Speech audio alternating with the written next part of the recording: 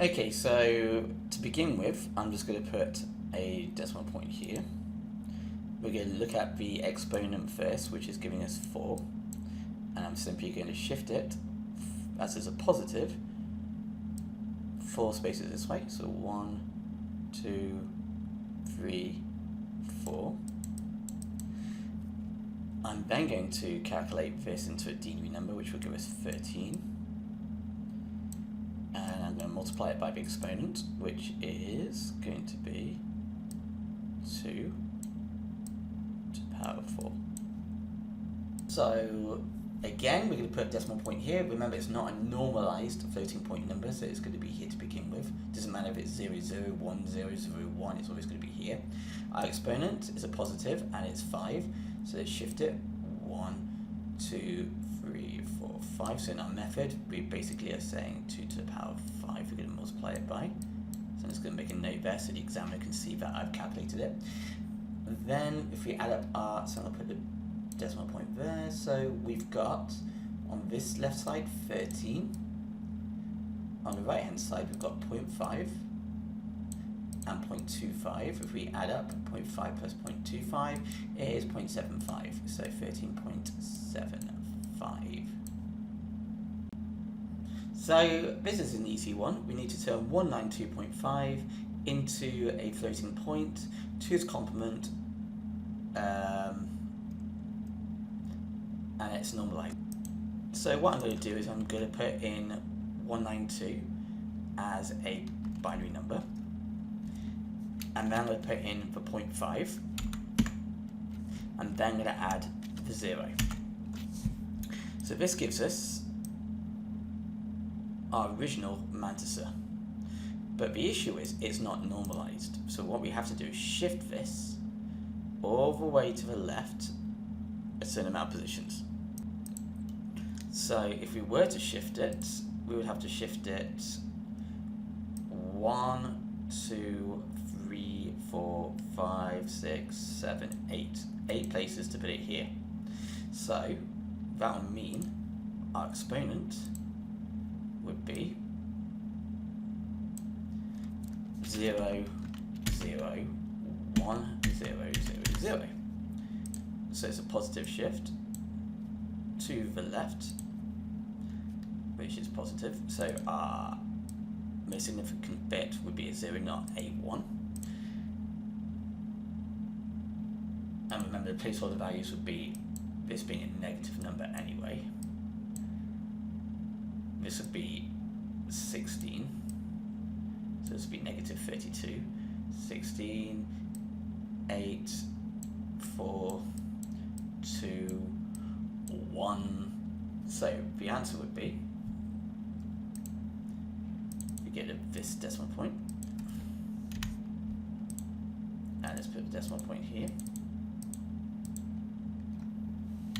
This would be our normalized floating point representation of 192.5.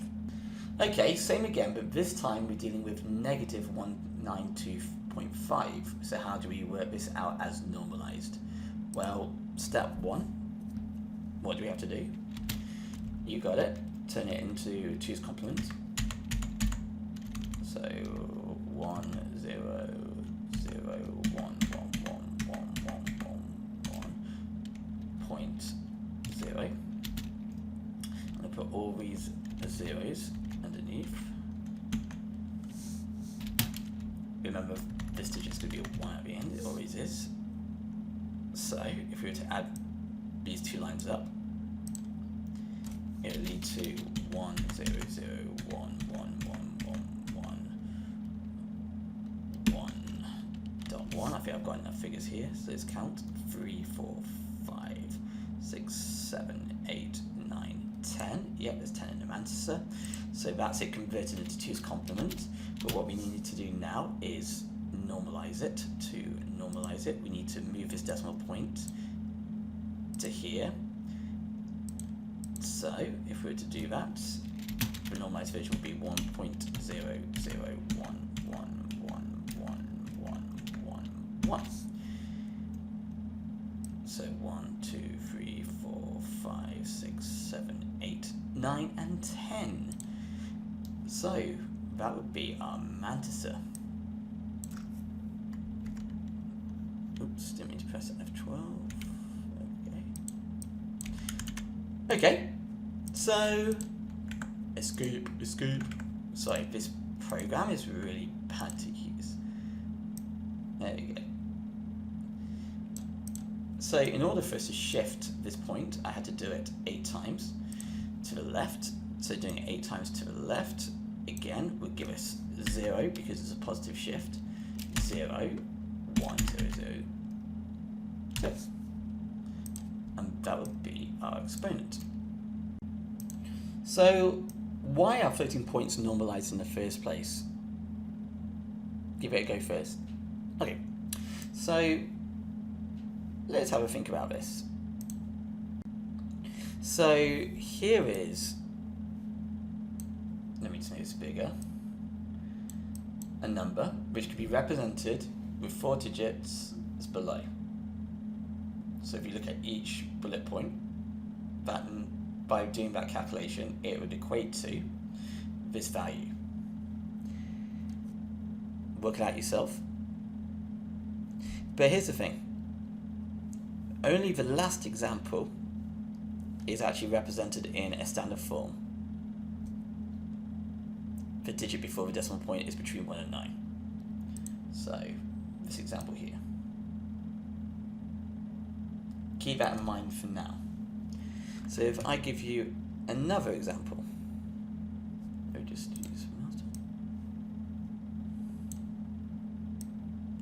The same could be said again. Have a look at these.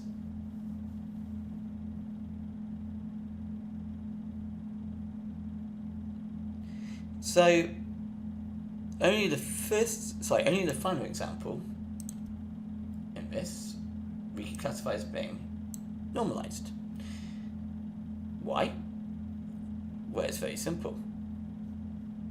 If we were to shift the binary point again, it would create a leading 0.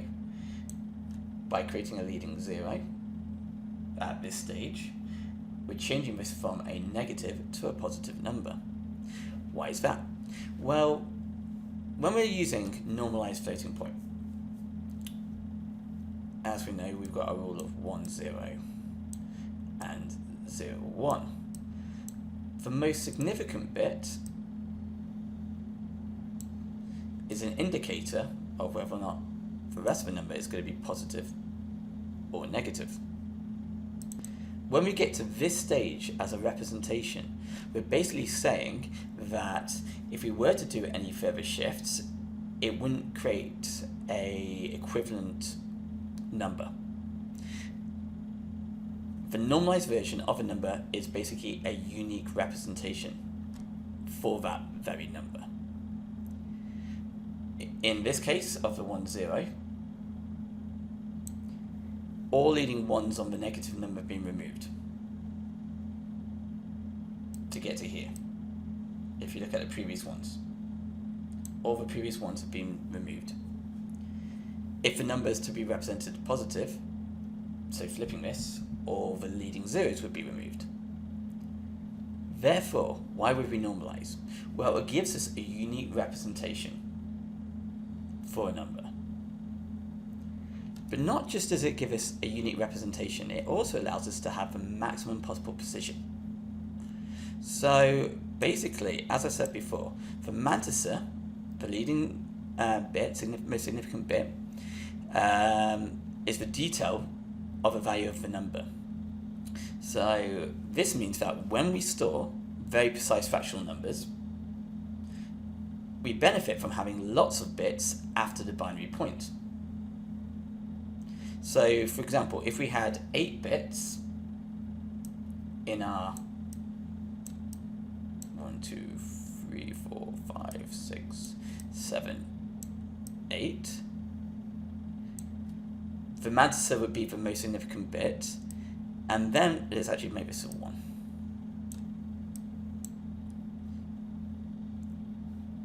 Then basically what we would have is 7 bits to describe, well, to give us the actual number, the first bit describing the number overall.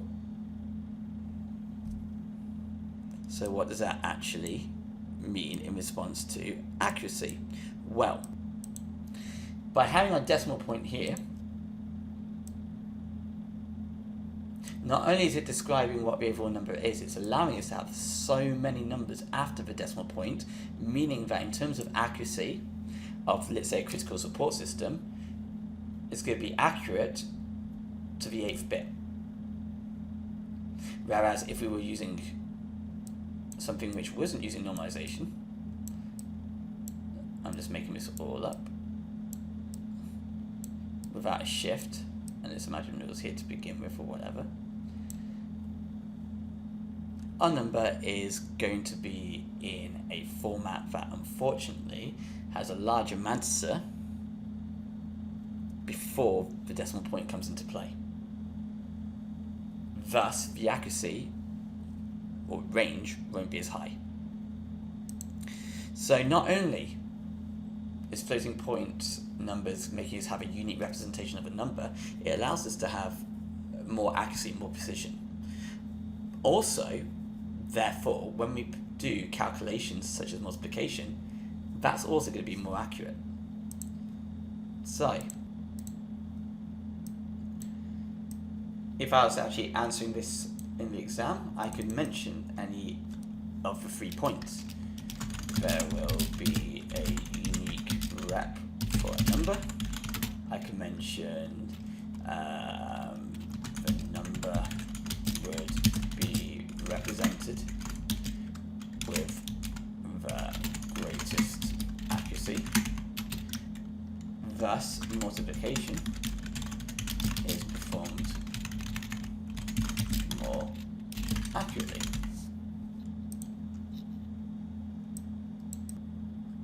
Okay, so show the binary pattern for the smallest positive number which could be used using normalized 12-bit floating point. So we're looking at positive number. Because we're looking at a positive number, let's just put this in here.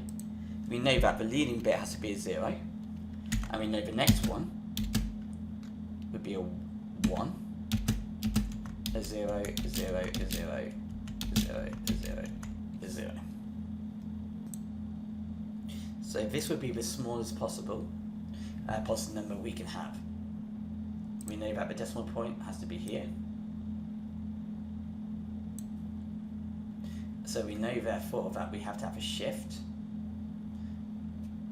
And the shift would be 8 if we shift it from over here to over here. So 8 places. So we know very well that this would be a 1, this would be a 0, this would be a 0, and this would be a 0. We also know with the placeholder values of the exponent, this would be negative 8. So, what calculation do we have? We've got a half. Okay, multiplied by 2 to the power of negative 8.